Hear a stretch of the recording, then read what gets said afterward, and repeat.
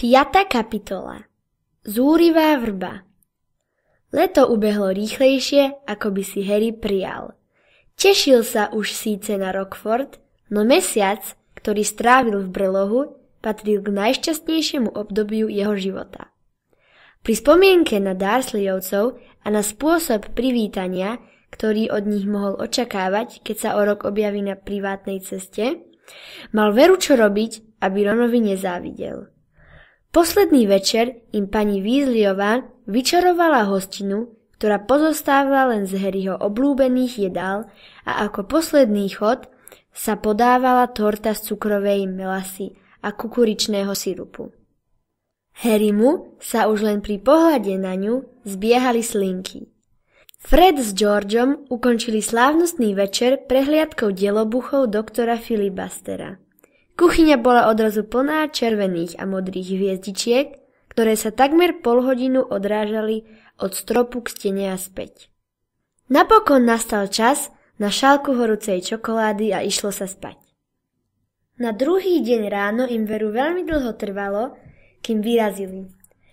Vstali síce na svítaní, no stále to vyzeralo, že majú ešte veľa na práci. Pani Weasleyová zachmúrene zhľadúvala ponožky a čarodejnícke prútiky. Na poli oblečení členovia domácnosti sa zrážali na schodoch s nedojedenými hriankami v ruke.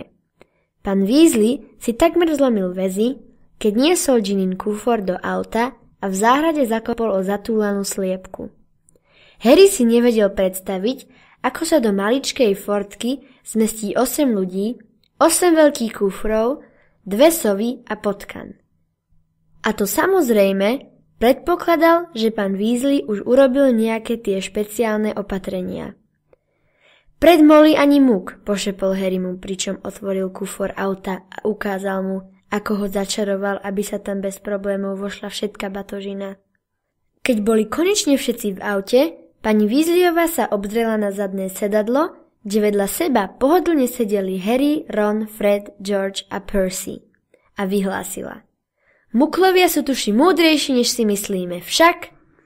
Pani Weasleyová sedela spolu s Ginny na prednom sedadle, ktoré bolo také široké, že pripomínalo skôr lavičku v parku. Chcem len povedať, že by pri pohľade zvonka by veru človek vôbec neveril, koľko je tu vnútri miesta. Pán Weasley naštartoval auto, vyšlo z dvora a Harry sa obzrel, aby sa ešte naposledy zadíval na dom. Práve sa sám seba v duchu pýtal, kedy ho opäť uvidí, keď Fred s Georgeom vyhlásili, že sa musia vrátiť, lebo si zabudli debničku s divotvornými delobuchmi doktora Filibustera. O 5 minút opäť zastali na dvorčeku pred domom a tentoraz si Fred bežal po metlu. Blížili sa k diaľnici a Ginny zrazu zapišťala, že si nevzala svoj denník. Keď opäť nastupovala do auta, bolo už dosť neskoro a napätie v aute sa stupňovalo. Pán Weasley sa pozrel na hodinky a potom na svoju manželku. Molly, drahá. Nie, Arthur. Veď nás nik neuvidí. Tento malý gombíček, čo som sem nainštaloval, je neviditeľný raketový pohon. Vyniesie nás hore a poletíme nad oblakmi. O 10 minút sme tam a nikto si nič nevšimne. Povedala som nie, Arthur. Cez deň je to veľmi nebezpečné. Na stanicu King's Cross dorazili 15 minút pred 11. Pani Weasleyová sa vyrúčila krížom cez cestu, aby zohnala vozíky na kufre a potom sa už spoločne hnali k nástupišťam.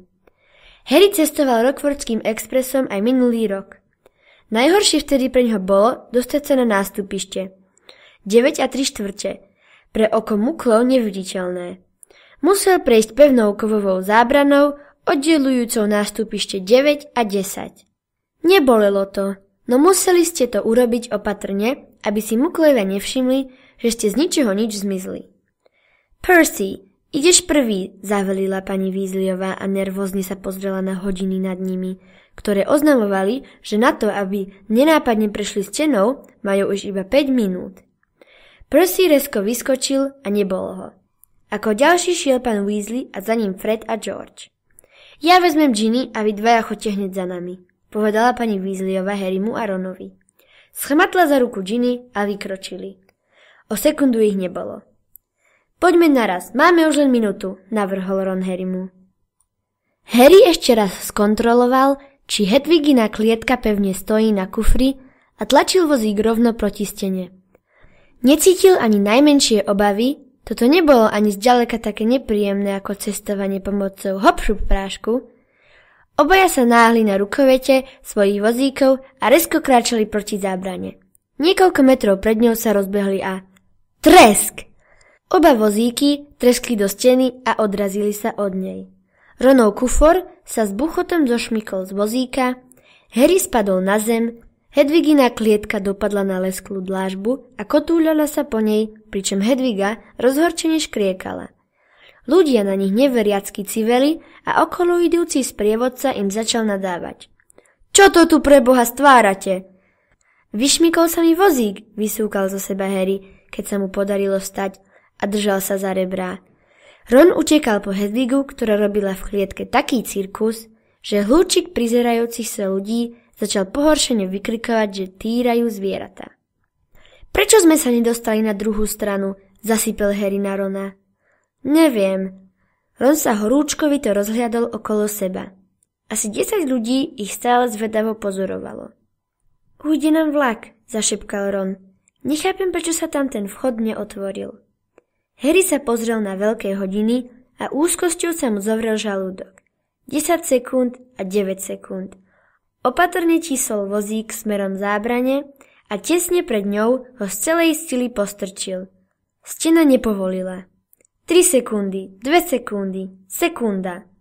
A je fuč, povedal Ron neveriacky. Zdrhol nám. Čo ak sa mamke s tatkom nepodarí dostať sa sem? Máš nejaké muklovské peniaze? Harry sa zúfalo usmial. Dursleyovci mi nikdy v živote nedali žiadne vreckové. Ron pritisol ucho na studenú kovovú zábranu. Nič nepočuť, povedal skrúšene. Čo spravíme? Kto vie, ako dlho mamke s tatkom potrvá, kým prejdú na našu stranu? Rozhliadli sa vôkol seba, ľudia na nich stále začudovane pozerali. Zrejme i preto, že Hedviga robila hrozný hurhaj. Radšej poďme von a počkajme ich pri aute, navrhol Harry. Tu sme príliš nápadní. Harry, zvolal odrazu Ron a oči sa mu leskli. Auto! A čo s ním? Môžeme do Rockfortu letieť? No ja neviem. Uviezli sme tu. Je tak? A musíme sa dostať do školy, nemám pravdu? A mladiství čarodejníci, ktorí môžu čarovať v prípade, že sa ocitnú v krajnej núdzi. Je to tuším odstavec 19, nariadenia vymedzujúceho obmedzenia, či obmedzujúceho vymedzenia, kto si to má pamätať. Ale čo tvoja mama s otcom? Obával sa Harry, ktorý opäť tlačil vozík k deliacej stene v márnej nádeji, že tento raz povolí. Ako sa dostanú domov? Na to predsa nepotrebujú auto, zahriakol ho Ron netrpezlivo. Vedieť sa premiestňovať, teda zmiznúť a objaviť sa doma. Tie ceremónie s autom a hop-šup práškom robia len preto, že ešte nie sme plnoletí a nemôžeme sa premiestňovať. Harry odrazu zabudol na strach a zmocnilo sa ho vzrušenie. Ty vieš lietať? Jasné, odvetil Ron a tisol svoj vozík smerom k východu. Poď rýchlo, ak si pohneme, uvidíme Rockfordský expres zhora. Prepochodovali hlúčikom zvedavých muklov, opustili staničnú halu a vošli do bočnej uličky, kde bola zaparkovaná starúčká Fordka. Ron niekoľkokrát poklepal po zadnej kapote auta, potom naložil dnu svoju batožinu, Hedvigu dali na zadné sedadlo a sadli si dopredu. Mrkni sa, či sa nikto nepozerá, povedal Ron a klepnutím prútika naštartoval. Harry vystrčil hlavu z okienka, na hlavnej ceste pred nimi vládla rušná premávka, na ich ulici však nebolo ani nohy. Vzduch čistý, oznámil. Ron stlačil malý strieborný gombík na palubnej doske. Auto, v ktorom sedeli, zmizlo a oni tiež. Harry cítil, ako sedadlo pod ním vibruje, počul hukot motora, cítil, že má ruky na kolenách a okuliare na nose. No jediné, čo zo seba videl, boli dve očné bulvy, vznášajúce sa asi meter nad zemou v zastrčenej uličke plnej zaparkovaných aut. Vyrážame, ozval sa sprava Ronov hlas. Auto začalo stúpať, cesta i špinavé budovy naokolo im zmizli z dohľadu a v priebehu niekoľkých sekúnd ležal celý Londýn pod nimi zahalený v trblietavej hmle. Odrazu čosi prasklo a auto, Harry i Ron sa znova objavili. Ach nie, vzdychol si Ron a nervózne stláčal neviditeľný raketový pohon. Tuším sa zasekol.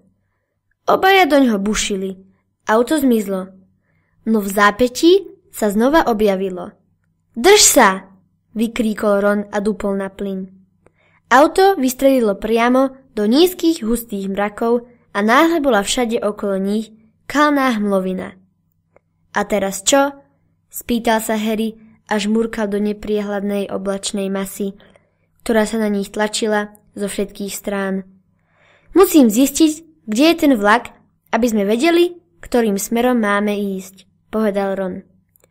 Tak znova klesni, rýchlo. Opäť zostúpili pod oblaky, vrtili sa na sedadlách a žmúrili dolu na zem. Vidím ho, vykríkol Harry. Tam je, vpredu. Rockfordský expres sa pod nimi vinul sťa purpurový had. Ide na sever, povedal Ron, keď sa pozeral na kompas na palubnej doske. Dobre, približne každú polhodinu to skontrolujeme, drž sa. A vyleteli do oblakov. Asi o minútku ich objala slnečná žiara.